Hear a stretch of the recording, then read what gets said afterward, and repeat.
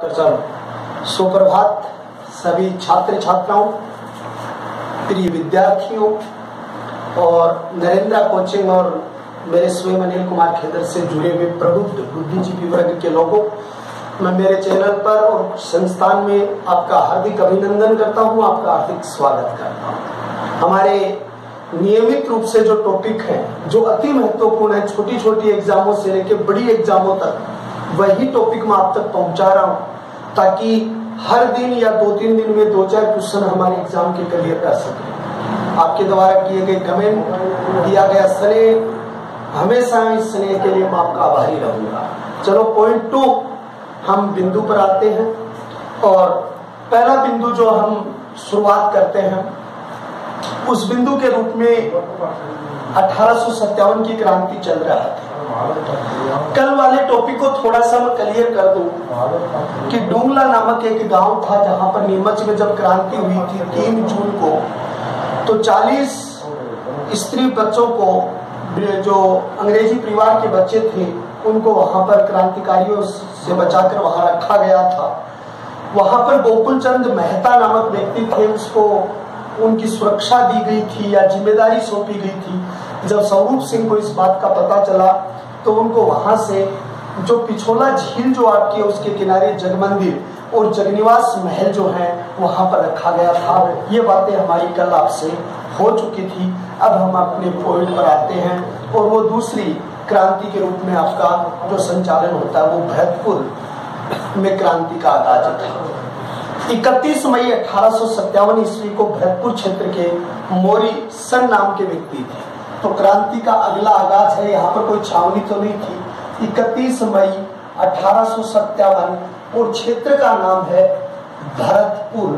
और भरतपुर क्षेत्र में मोरिसन नाम के जो पॉलिटिकल एजेंट थे ये थे। यहाँ पर विद्रोह करने वाली जाति जो थी वो विद्रोह करने वाली जाति 2 थी। एक तो मेव जाति थी और दूसरी जाति कौन सी थी? गुर्जर जाति थी। तो गुर्जर और मेव जाति ने यहाँ पर विद्रोह किया था और कहा था कि यहाँ के शासक जो थे, भरतपुर क्षेत्र के जो मॉरिसन्स नाम के जो अधिकारी यहाँ पर थे, वो यहाँ से चल जाकर कहाँ चले गए थे?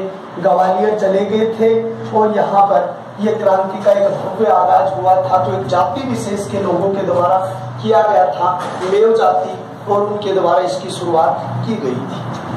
अगली क्रांति के रूप में जो शुरुआत हुई थी वो क्रांति के रूप में आपका जोधपुर की क्रांति आप जिसको कह सकते हो, या जोधपुर के साथ आप उसका एक नाम ले सकते हो जिसका नाम है एरियनपुरा। और तीसरे शब्द में आप उसको एक शब्द के रूप में ले सकते हो जिसका नाम है आहुआ। जोधपुर के पहले राजा जो थे वो मानसिंह थे। मैंने क्रांति के टाइम ही आपको शुरुआत में बता दिया था कि मानसिंह थे वो अंग्रेजों के प्रिय नहीं थे, ये अंग्रेजों को चाहते नहीं थे। मानसिंह जो थे ये उनकी रणनीति में नहीं आने वाले थे। लेकिन मानसिंह के बाद जो शासक बने थे, मानसिंह के दत्तक पुत्र थे, वो कौन बने थे? तख्त सिंह बने थे। और तख्त सिंह कहाँ से थे? इड्र के रहने वाले थे, क्योंकि इनके दत्तक पुत्र थे तो ये इड्र के रहने वाले थे। इसलिए क्या हुआ कि तख्त सिंह जब शासक बने तो उसने सभी प्रशासनिक पदों पर, ऊंचे पदों पर इड्र के लोगों को या उस क्षेत्र के लोगों को नियुक्त किया, जिससे राजदरबार के जो अन्य लोग थे वो उससे क्या थे? रुष्ट थे, नाराज थे। फिर दूसरी चीज, यहाँ पर एक छावनी बहुत क्रांतिकारियों की प्रसिद्ध थी और वो क्रांतिकारियों की प्रसिद्ध थी, उसका नाम था एरियनपुरा। जो एरियनपुरा जो क्षेत्र है ये पाली में है। देखो एक नाम है कि इसमें जितने भी युद्ध भूमि आएंगे एरियनपुरा, सारी चीजें जो आएंगी वो टोटल की टोटल चीजें कहाँ की होंगी? पाली की होंगी। तो यहाँ पर आपको एक शब्द लिखना पड़ेगा एरियनपुरा, और एरियनपुरा पाली में है और तख्त सिंह अंग्रेजों के बिल्कुल समर्थक हैं। और एरियनपुरा पाली के जो क्रांतिकारी हैं वो क्रांतिकारी कौन है? जिसका नाम है आहुआ का ठाकुर और उसका नाम है कुशाल सिंह। आहुआ के ठाकुर कुशाल सिंह थे, वो क्रांतिकारियों के मसीहा थे और यहाँ पर उनका जो राजनीतिक क्षेत्र था वो संचालित हो रहा था। देखिए अगले बिंदु के रूप में क्या आता है कि एरियनपुरा जो क्षेत्र था, उस एरियनपुरा पर जो क्रांतिकारी गतिविधियों को देखरेख के लिए यहाँ पर पॉलिटिकल एजेंट था वो कौन था? मैक मोहक था या मैकमोहन्स था। ये मैकमोहक यहाँ पर क्या था, पॉलिटिकल एजेंट था, पीए था, यहाँ पर इस समय मौजूद था। एरियन पूरा क्षेत्र क्रांतिकारी गतिविधियों में लिप्त था और क्रांतिकारी गतिविधियों में लिप्त होने के कारण यहाँ पर कुछ कार्रवाई की गई थी और उस कार्रवाई में क्या किया गया था, पहली बार तख्त सिंह के समर्थक में यहाँ पर सेना भेजी गई थी। तो यहाँ पर जो सेना भेजी गई थी तो वो भेजी गई किसमें, हेतिकेट, फिर दूसरे रूप में कौन था, ओनाड सिंह। ओनाड सिंह के साथ कौन कौन था, राजमहल सिंह। और ये ओनाड सिंह और राजमहल जो सेनापति थे किसके, सेनापति थे किसके, तख्त सिंह के सेनापति थे। और हेतिकेट था ये ब्रिटिश अधिकारी था। हेतिकेट कौन था, ये ब्रिटिश अधिकारी था। ये जब अपनी सेना लेकर चले, यानी कि हेतिकेट, ओनाड सिंह, राजमहल, तो एक संघर्ष यहाँ उनके बीच हुआ था और उस संघर्ष का नाम था 8 सितंबर 1857 और उस युद्ध का नाम है बिथोड़ा का युद्ध। अब एक बात तो याद ही कि बिथोड़ा युद्ध भूमि कहाँ है, तो पाली में है। ये कौन से क्षेत्र में आती है, पाली क्षेत्र में आती है। बिथोड़ा क्षेत्र जो आता है वो पाली में आता है। तो 8 सितंबर 1857 को बिथोड़ा का युद्ध हुआ और इस बिथोड़ा के युद्ध में ओनाड सिंह सहित छिंत्र आदमी तख्त सिंह के मारे गए। किसके सहित भाई, ओनाड सिंह सहित छिंत्र आदमी, इसके अंतर्गत छिंत्र व्यक्ति शहीद हो गए थे, जिनमें मुख्य शहीद होने वाला ओनाड सिंह था, राजमहल था, छिंत्र आदमी शहीद हो गए। और ये मुख्य कारण था कि हेतिकेट को अपने कदम पीछे हटाने पड़े थे या इस युद्ध से उसे पीछे हटना पड़ा था। उस समय यहाँ के एक व्यक्ति थे जिसका नाम था शिवनाथ सिंह। और शिवनाथ सिंह जो सामंत थे या शिवनाथ सिंह थे, उसने एक नारा दिया था उस समय, चलो दिल्ली, और दूसरा दिया उसने मारो फिरंगी। ये शब्द उसने एक नारा दिया था, चलो दिल्ली मारो फिरंगी। अगर इस शब्द का अर्थ यूं कर दिया जाए, चलो दिल्ली मारो फिरंगी में दिल्ली चलो शब्द कर दिया जाए तो नेताजी सुभाष चंद्र बोस का हो जाएगा। अगर इसको आप यूं कर देते हो दिल्ली चलो, तो यानी कि नेताजी सुभाष चंद्र बोस ने नारा दिया था। और ये नारा कहां से दिया था, सिंगापुर से दिया था। और उन्होंने तुम मुझे खून दो मैं तुम्हें आजादी दूंगा, वो मैं तुझे खून दो मैं तुम्हें आजादी दूंगा, ये नारा उन्होंने कहा दिया था, मलेशिया में दिया था। तो यानी ये दोनों नारे शिवनाथ सिंह ने दिए, मारो फिरंगी के नारे उसके द्वारा दिए गए। फिरंगी शब्द यहाँ पर अंग्रेजों के लिए प्रयुक्त हुआ है।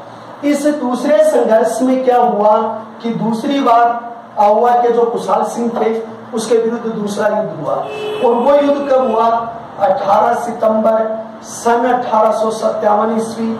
इसे इतिहास में क्या कहते हैं, चेलावास का युद्ध कहते हैं। चेलावास का युद्ध, गोरे काले का युद्ध, या इसको आप कह सकते हैं कि एरियनपुरा का सेकेंड युद्ध। गोरे काले का युद्ध, चेलावास का युद्ध। ये चेलावास युद्ध भूमि भी आपकी कहां पर आती है, पाली में आती है। 18 सितंबर को ये युद्ध हुआ था। इस युद्ध के अंतर्गत जो यानी एक तरफ से नेतृत्व कर रहे थे वो कर रहे थे आहुआ के कुशाल सिंह, इसका नेतृत्व कर रहे थे। और दूसरी तरफ से इसका जो नेतृत्व जो था वो कर रहे थे कौन, आहुआ के ठाकुर कुशाल सिंह। ऐसा कहा जाता है कि इसके अंतर्गत मेकामोन्स जो थे, ये मेकामोन्स गलतीवश कहाँ चले गए, आहुआ के किले में चले गए। कहाँ चले गए, किले में चले गए। कौन से किले में चले गए, आहुआ के किले में चले गए। कौन चले गए, मेकामोन्स चले गए। अब जब मेकामोन्स वहां पर उस किले के अंतर्गत चले गए थे तो उसकी क्या काट दी थी, मुंडी काट कर किले पर लटका दी थी। किले पर लटका दी थी यानी उसकी मुंडी जो थी वो काट दी थी और काट कर उसके किले पर लटका दी थी। तो मुंडी काटी गई तो मैकमोहन्स की है। लेकिन अगर यहाँ पर यह कह दिया जाए कि उसकी मुंडी काटकर पूरे शहर में घुमाई किसके द्वारा की गई है, तो उसकी मुंडी काटकर जो घुमाई गई है वो नारायण सिंह के द्वारा और भवानी सिंह के द्वारा कोटा में घुमाई गई थी। तो मुंडी को काटकर घुमाने वाले व्यक्ति जो रहे वो नारायण सिंह नामक व्यक्ति रहे। और मुंडी काट के लटकाई किसकी गई है, मैकमोहन्स की मुंडी लटकाई गई है। यहाँ पर एक उक्ति बहुत प्रसिद्ध हो गई थी कि जो मैकमोहन्स की जो मुंडी कटी थी, जो यानी कि किले पर लटकाई गई थी। तो ऐसा हो गया था कि ब्रिटिश सत्ता का एक बड़े स्तर के ऊपर इसका क्या होना शुरू हो गया था, विरोध शुरू हो गया था कि भाई यहाँ पर एक बड़े स्तर के ऊपर जो है एक टूटी और बांक काटेंगे, बाकिया मुंडी काट के लटकाएंगे, ऐसे कुछ उक्तियां बहुत उस समय प्रसिद्ध हो गई थी। कहा जाता है कि इस युद्ध संघर्ष के बाद अहुआ के कुशाल सिंह थे वो अंग्रेजों की नजर में आ गए थे, और जब वो अंग्रेजों की नजर में आ गए थे तो एक स्वाभाविक परिस्थिति थी कि अब उसे यहां से ये जगह परिवर्तन करनी पड़ सकती है। इसलिए क्या हुआ कि इस बात की जिम्मेदारी किसको सौंपी गई, पालनपुर नाम की जगह थी, और पालनपुर के साथ एक बटालियन इनकी थी नसीराबाद, और नसीराबाद और पालनपुर की दो संयुक्त सेनाएं एक साथ की।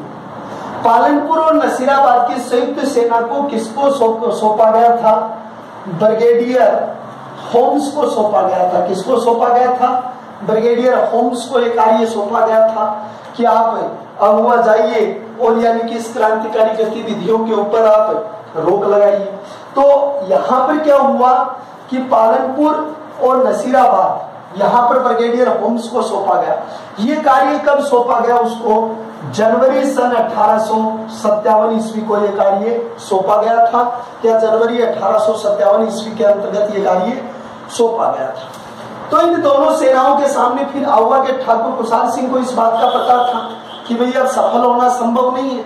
इसलिए अहुआ के ठाकुर ने क्या किया कि लुम्बिनिया जो जगह थी, लुम्बिया के छोटे भाई थे जिसका नाम था पृथ्वी सिंह। छोटे भाई थे उसका नाम क्या था, पृथ्वी सिंह था। तो लुम्बिनिया के छोटे भाई पृथ्वी सिंह थे, उसको यहाँ पर अहुआ का शासन सौंप दिया। अहुआ का शासन सौंप दिया। शासन सौंप कर कहाँ चले गए, यानी कोठरिया के जोधराज सिंह के पास शरण पाई। किसके पास शरण पाई, कोठरिया के जोधराज सिंह के पास उसने क्या की, जोधराज सिंह के पास शरण पाई। किसने शरण पाई थी, अहुआ के ठाकुर कुशाल सिंह ने शरण पाई थी। लेकिन कोठरिया के जोधराज सिंह के पास भी थोड़े दिनों रहे और यहां से इन्होंने स्थान परिवर्तन कर लिया। कहां पर, सलूम्बर। और सलूम्बर के इस समय रावत कौन थे, केसरी सिंह थे।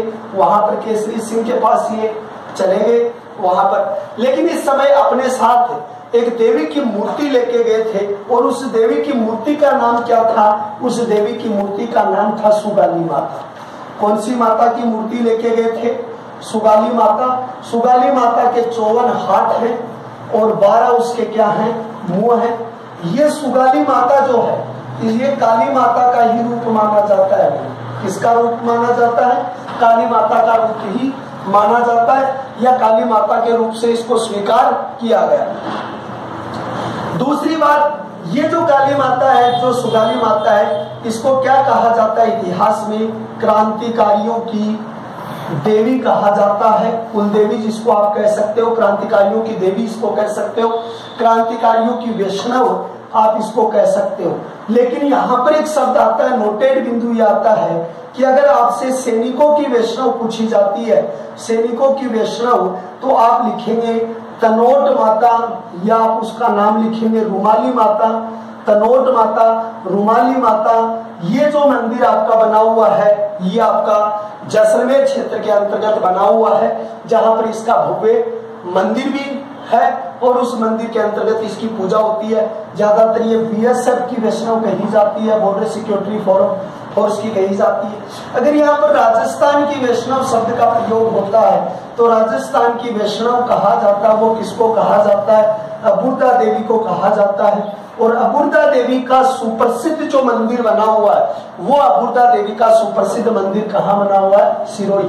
क्योंकि सिरोही का जो पुराना नाम है वो भी क्या है, अबुर्द प्रदेश है। सिरोही का जो पुराना नाम है वो क्या आता है, अबुर्द प्रदेश के नाम से वो सिरोही है, वो प्रसिद्ध हो जाती है।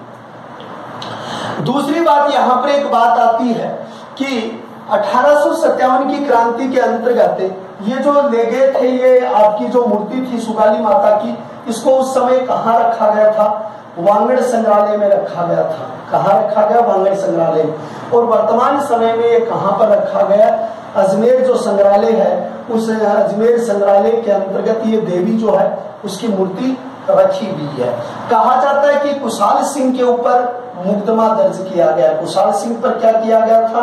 कुशाल सिंह पर मुकदमा दर्ज किया गया था मेजर टेलर आयोग, यानी मेजर टेलर आयोग के नाम से एक मुकदमा दर्ज किया गया, जांच आयोग बैठाया गया था। और उस जांच आयोग की रिपोर्ट चलने के बाद 8 मार्च सन 1860 ईस्वी को कुशाल सिंह चंपावत ने अपना आत्मसमर्पण कर दिया। किसके सामने? अंग्रेजों के सामने। फिर इसको निर्दोष घोषित कर दिया था। यहाँ पर जब इस जोधपुर क्षेत्र के अंतर्गत अंग्रेजों की ओर से लड़ने वाली जो सेना थी उसका नाम क्या था? जोधपुर लीजन था। और जोधपुर लीजन को पूर्विया लीजन भी कहा जाता है, या इतिहास में इसका नाम पूर्विया लीजन के नाम से भी संबोधित किया जाता है। तो इस तरीके से देखा जाए तो 1857 की क्रांति जो है उसके अंतर्गत एरियनपुरा की महत्वपूर्ण भूमिका रही है। तख्त सिंह उनके पक्ष के अंतर्गत रहे हैं। जनता में तख्त सिंह के प्रति काफी असंतोष था। तो इस तरीके से ये 1857 की क्रांति का एक भव्य जो आगाज था वो एरियनपुरा का था। अगले क्रांतिकारी बिंदु के रूप में मैं आपको पढ़ा रहा हूँ, और वो कौन सी चीज है? कोटा है। और उसे आप डिटेल से देखेंगे कि इस क्रांतिकारी घटनाक्रम के बाद में दूसरा घटनाक्रम आपका कौन सा आता है और कोटा क्षेत्र में आपको कैसे मिलता है। देखो, एक प्रश्न तो आपसे पूछा जाता है, कोटा के इस समय शासक कौन थे? तो महारावल राम सिंह सेकंड थे। देखो, एक बात आती है, जयपुर के भी उस समय राम सिंह थे, लेकिन उसमें आता है सवाई राम सिंह सेकंड आता है और इसमें महारावल सेकंड आता है। कोटा में क्रांति का सर्वाधिक विकास हुआ है। राजस्थान में एक शब्द और लिखना पड़ेगा, राजस्थान में क्रांति का सर्वाधिक विकास पूछा जाए या सर्वाधिक विकसित रूप पूछा जाए तो विकसित रूप भी कहाँ आएगा? आपका कोटा में आएगा। ये दूसरी बात आपकी। कोटा के पॉलिटिकल एजेंट कौन थे? तो कोर्ट में क्या लगते हैं? बटन लगते हैं। तो कोटा के अंतर्गत पॉलिटिकल एजेंट है वो कौन है? बर्टन है। बर्टन के 2 पुत्र हैं जिसका नाम क्या? ऑर्थर, और दूसरे व्यक्ति कौन है? फ्रैंक है। ये दोनों पुत्र किसके हैं?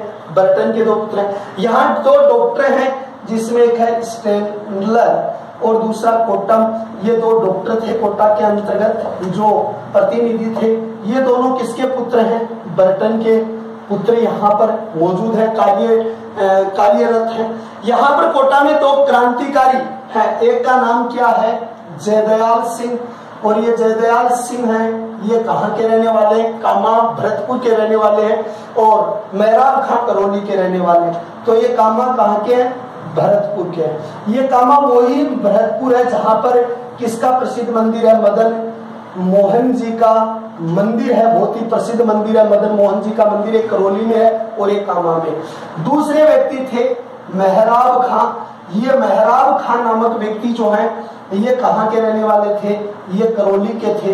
ये दोनों क्रांतिकारी जो थे ये उस समय संपूर्ण कोटा की क्रांतिकारी गतिविधियों की जो व्यवस्थाएं थी उनको संचालित कर रहे थे। ये जयदयाल नामक व्यक्ति थे, ये क्या थे? वकील थे। ये क्या थे? पेशे से वकील थे। और इस वकील ने संपूर्ण सुधारों के लिए हाड़ौती संघ का गठन किया था। हाड़ौती संघ का गठन जो इनके द्वारा किया गया था। लेकिन जो एक व्यक्ति और है आपके यहाँ पर जुड़े हुए, और उस व्यक्ति का नाम क्या था? मेहराब खां। ये मेहराब खां नामक व्यक्ति ने यानी कि 2 पलटन बनाई थी। एक तो है नारायण पलटन और एक है भवानी पलटन। एक जो इनके अलावा भी थी जिसका नाम था पाइका पलटन। ये जो आपकी महत्वपूर्ण है, जिनमें महत्वपूर्ण योगदान जो इनका रहा है और सर्वश्रेष्ठ योगदान इन्हीं का रहा। तो आप यानी कोटा क्षेत्र के जो महत्वपूर्ण बिंदु के रूप में आप पढ़ते हो तो कोटा में महारावल राम सिंह सेकंड शासक है। क्रांति का सर्वाधिक विकास हुआ कोटा में हुआ। कोटा के पॉलिटिकल एजेंट कौन है? बर्टन है। शुरुआत कब हुई थी? 15 अक्टूबर 1857 ईस्वी को हुई थी। बर्टन के पुत्र कौन थे? ऑर्थर और फ्रैंक थे। सेंडलर और कोटम 2 ईसाई डॉक्टर थे। जयदयाल सिंह यहाँ के क्रांतिकारी थे जो कामा भरतपुर से थे। कोटामा भरतपुर में एक मदन मोहन जी का भव्य मंदिर बना हुआ है। और मेहराब खां का संबंध कहाँ से है? करौली से है। और वकील थे हाड़ौती संघ की, इसने क्या की थी? स्थापना की थी। भवानी पलटन, नारायणी पलटन ये नाम थी, पाइका पलटन। अगर ये तो पूछी जाए इनके तो संस्थापक कौन रहे हैं, तो मेहराब खां रहे। लेकिन जयदयाल मेहराब खां ने दूसरी एक पलटन बनाई थी, उस पलटन का नाम क्या था? पाइका पलटन था। अब हुआ क्या, जो कैप्टन बर्टन थे इसे पता था कि कोटा में क्रांतिकारी गतिविधियां चल रही हैं, तो बर्टन ने समाचार भेजा किसके पास? राम सिंह सेकंड के पास, कि आपके दो व्यक्ति है। कौन है दोनों व्यक्ति? एक जयदयाल सिंह और एक मेहराब खां, आप इन दोनों को हटाइए, ये दोनों ही क्रांतिकारी गतिविधियों में लिप्त हैं। तो राम सिंह ने कहा हम हटा देंगे, लेकिन राम सिंह ने उस पर कोई काम नहीं किया। अब बर्टन जो थे उसके पास समाचार भेजा कि आप कोटा आइए और हम मंत्रणा करते हैं और इसमें सुधार करेंगे। लेकिन बर्टन को उस समय अपनी जान का खतरा था कि भाई मैं नहीं आऊंगा या मैं जाऊंगा तो मेरे साथ घटना घटित होगी, तो वो नहीं आना चाहते थे यहाँ पर। तो यहाँ पर उसे लाने के लिए प्रयासरत कौन थे? वो तीन व्यक्ति थे। एक तो कौन चाहता था इसे लाने के लिए? मेहराब खान चाहता था कि भैया आए, फिर जयदयाल सिंह चाहता था कि आए, और हरदयाल सिंह, ये इस जयदयाल सिंह का भाई है, ये तो तीनों ही चाहते हैं कि भैया आए यहाँ पर, क्योंकि ये तो क्रांतिकारी है। लेकिन राम सिंह सेकंड है, वो इनको संतुष्ट कर रहा कि नहीं ये क्रांतिकारी गतिविधियों में लिप्त नहीं है, मैं संतुष्ट कर दूंगा, इन्हें कोई दिक्कत नहीं है, आप आइए। लेकिन बर्टन कैसे आए? फिर बर्टन आया कैसे? बर्टन के आने के पीछे ये था कि उस समय राम सिंह सेकंड के वकील थे नंद किशोर। इस बात को थोड़ा गौर से देखना कि राम सिंह जो सेकंड है और राम सिंह सेकंड के वकील थे, इसके पर्सनल वकील थे नंद किशोर, और नंद किशोर नामक व्यक्ति जो इसके पर्सनल थे, उस नंद किशोर नामक व्यक्ति ने इसे आने का निमंत्रण दिया। नंद किशोर को क्या दिया? निमंत्रण दिया। किसको निमंत्रण दिया? बर्टन को निमंत्रण दिया। राम सिंह सेकंड के वकील नंद किशोर ने कि आप आइए, क्रांति का इतना आपके साथ कोई बात नहीं होगी, ये बात कही गई। क्योंकि उसने क्या कहा कि जो मेहराब खां है, उस मेहराब खां को किसकी शपथ दिला दी गई है? कुरान की शपथ दिलाई गई है। क्या दिलाई गई है? कुरान की शपथ दिलाई गई है। ये बात किसने कही थी? मेहराब खां ने कही। ये बात नंद किशोर ने कही। किसको? राम सिंह सेकंड की ओर से बर्टन को कही कि मेहराब खां को हमने कुरान की शपथ दिला दी है, और जयदयाल से भी हमने, और हम आपको आपकी सुरक्षा की क्या देते हैं? गारंटी देते हैं कि आपके साथ कोई घटना नहीं घटित होगी, किसी तरीके से आपके साथ गलत व्यवहार नहीं होगा। कहा जाता है कि 15 अक्टूबर को जब लॉर्ड मेजर बर्टन आए तो यानी जगह जगह पर तांडव नृत्य हुआ है, और यहाँ पर क्या हुआ? बर्टन की मुंडी काटी, कोटम की हत्या की, स्टैंडर की हत्या की, ऑर्थर की हत्या की, फ्रैंक की हत्या की, सबकी हत्या कर दी थी। और इसमें बर्टन की मुंडी काटकर भवानी सिंह और दूसरे व्यक्ति कौन थे? नारायण सिंह, इन्होंने मुंडी काटकर पूरे शहर में उसको घुमाया था। एक इस तरीके का निर्मम रूप यहाँ पर क्रांति ने ले लिया था, जो एक क्रांति के लिए शोभा नहीं देता है, एक क्रांति के लिए अच्छी बात नहीं थी, ऐसा उन्होंने वहां पर कर दिया था। और ये निर्मम रूप क्यों लिया? क्योंकि उस समय जयदयाल, मेहराब खां और हरदयाल सिंह ने यह अफवाह फैलाई थी, एक प्रपत्र तैयार किया था, उसमें यह कहा कि हमारे पास जो आटा खाने के लिए आता है उसमें हमारे धार्मिक पशुओं की हड्डियों का चूर्ण आता है। दूसरी अफवाह यह फैलाई कि जो राइफल्स हमारे पास आ रही हैं, उन राइफल्स के ऊपर जो कारतूस लगे होते हैं वो मुस्लिम वाली पर सुअर और हिंदू वाली पर गाय की सुअर की चर्बी के कारतूस लगे हुए होते हैं, और हमें उनसे मुंह से खोलना पड़ता है। इसलिए जब हम उनको मुंह से खोलते हैं तो हमारा जो धर्म है वो भ्रष्ट होता है। इसलिए वो उन्होंने क्या किया था कि इस धर्म भ्रष्ट होने का जो बात कहते हुए उन्होंने क्रांतिकारी गतिविधियों में जो था वो आगे संचालन के रूप में किया था। इस तरीके से क्या हुआ कि क्रांतिकारी गतिविधियां जो हैं वो कोटा के अंतर्गत बहुत ज्यादा स्तर के ऊपर बढ़ चुकी थी। अब कोटा के राम सिंह सेकंड थे, वो भी घबरा गए, क्योंकि इधर से कोटम स्लेंडर, ऑर्थर फ्रैंक, ये तो दो तो पुत्री थे बर्टन के। ये कोटम स्लेंडर डॉक्टर थे, मुंडी काटी दी थी और पूरे शहर में घुमा दी थी। तो अब ये घटना बहुत ज्यादा बड़े स्तर पर जा चुकी थी, बड़े स्तर के अंतर्गत ये बढ़ चुकी थी।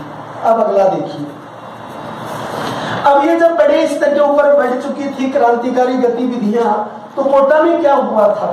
कोटा के अंतर्गत जो राम सिंह सेकंड थे, उस राम सिंह सेकंड को क्या किया था?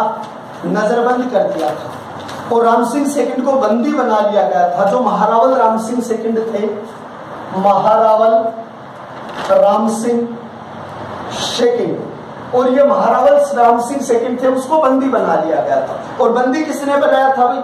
जयदयाल और मेहराब खां ने बनाया था। किसने? जयदयाल जो कामा भरतपुर वाले हैं, मेहराब खां जो करौली के हैं, इन्होंने इसको बंदी बना लिया था। राम सिंह सेकंड को 6 माह तक बंदी रखा, लेकिन राम सिंह सेकंड को किसने छुटवाया था? इस समय करौली के शासक थे, और करौली के शासक कौन हुआ करते थे? मदन पाल सिंह हुआ करते थे। और मदन पाल सिंह ने इसको छुटवाया था, और मदन पाल सिंह ने अंग्रेजों का साथ दिया। इसलिए मदन पाल सिंह से खुश होकर GCIS great commander Indian star की पदवी से सम्मानित किया, जिसको आप कह सकते हो ग्रेट कमांडर इंडियन स्टार की पदवी से सम्मानित किया। मदन पाल सिंह को 17 तोपों की सलामी स्वीकार की गई, तोपों की सलामी दी गई। और पहले 17 तोपों की सलामी किसके पास थी? कोटा के पास थी। और कोटा की अब कितनी कर दी? 13 कर दी। पहले 13 किसकी थी? करौली की थी। पहले करौली की 13 थी, उसे बढ़ाकर कितनी कर दी? 17 कर दी। और 17 कोटा की थी, उसे घटा के 13 कर दी। सर्वाधिक राजस्थान में तोपों की सलामी 21 तोपें उदयपुर की थी, मेवाड़ की थी। और 101 तोपों की सलामी महारानी जो विक्टोरिया थी, उसको 101 तोपों की सलामी उसके अंतर्गत दी जाती थी। ये उस समय जो था वो क्रांतिकारी गतिविधियों के अंतर्गत संचालित हुआ था, या उन सर्वश्रेष्ठ रूप से इनका संचालन हुआ था। तो ये आपका दूसरा घटनाक्रम है। लेकिन जब क्रांति बढ़ चुकी थी, तो कोटा की क्रांति के बाद 58 में एक समझौता हुआ मथुरेश जी के मंदिर में, गोसाई मंथ की मध्यस्थता में। कौन से मंदिर में? मथुरेश जी के मंदिर में एक समझौता हुआ। और मथुरेश जी के मंदिर में जो एक समझौता हुआ था, वो किसमें? गोसाई जी संत की मध्यस्थता में हुआ था। और उसके अंतर्गत क्या हुआ था? कोटा के व्यापारी मंडल पर 2 रुपए जुर्माने किए गए, और कोटा पर 15 लाख का जुर्माना किया गया था। लेकिन इसे बाद में शिथिल कर दिया गया था, इसको कुछ कम कर दिया गया था कि ऐसा नहीं होना चाहिए। क्रांतिकारी गतिविधियों में हो सकता है ऐसा घटनाक्रम, तो हमें यहाँ पर ऐसी व्यवस्थाएं नहीं करनी चाहिए। ये क्रांतिकारी गतिविधियों का अगला संचालन आपका जो चल रहा था, वो एरियनपुरा क्षेत्र से चल रहा था। तो ये क्रांतिकारी गतिविधियां थी। धौलपुर क्षेत्र में विद्रोह हुआ, वो 27 अक्टूबर 1857 ईस्वी को हुआ। यहाँ पर देवी गुज्जर जो थे, उसके बाद रामचंद्र थे, हीरालाल थे। तो यानी कि अगला जो हुआ कब हुआ? 27 अक्टूबर 1857 ईस्वी को हुआ। और यहाँ पर देवी गुज्जर नाम के व्यक्ति ने, रामचंद्र नाम के व्यक्ति थे, हीरालाल नाम के व्यक्ति थे, इन्होंने यहाँ पर क्रांतिकारी गतिविधियों का संचालन किया था। धौलपुर के अंतर्गत क्रांतिकारी गतिविधियां जो भी थी, जो आने वाले व्यक्ति थे वो बाहर से आए थे, ग्वालियर से यहाँ पर पधारे थे, वो क्रांतिकारी गतिविधियों का संचालन यहाँ पर कर रहे थे। लेकिन इसी तरीके से राजस्थान का पहला शहीद अमरचंद भाटिया, भामाशाह, झांसी की रानी लक्ष्मीबाई की सहायता की थी, वो चीजें आपकी यहाँ पर आती हैं। और एक प्रश्न आपका आता है कि अरनोद प्रतापगढ़ में बरूचला नामक स्थान पर जो एरियनपुरा का एक स्मारक बनाया गया था, वो स्मारक भी काफी प्रतिष्ठित था, जो वीरों के स्मारक के रूप में प्रसिद्ध था। तो अहुआ के ठाकुर कुशाल सिंह थे, कोठरिया के जोधराज सिंह थे, लुम्बिनिया के पृथ्वी सिंह थे, सलुम्बर के केसरी सिंह थे, आसोपा के अजीत सिंह थे, गुल्लर के बिशन सिंह थे, गुल्लर जो नागौर के अंतर्गत है। तो ये अलग अलग सामंत जागीरदार थे जिन्होंने इसमें बढ़ चढ़कर भाग लिया था।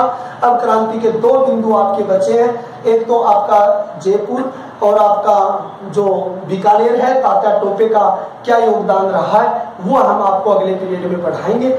मैं जहां तक सोचता हूँ मेरी क्लास आपको अच्छी पसंद आई होगी। आज के 2 टॉपिक रहे, कोटा और एलियन, पूरा गहराई से इनको पढ़ना, पूरे ध्यान से पढ़ना और ज्यादा से ज्यादा लाइक करना, शेयर करना, कमियों को बताना और यूं ही आपका समय बनाए रखना। जय हिंद, जय भारत।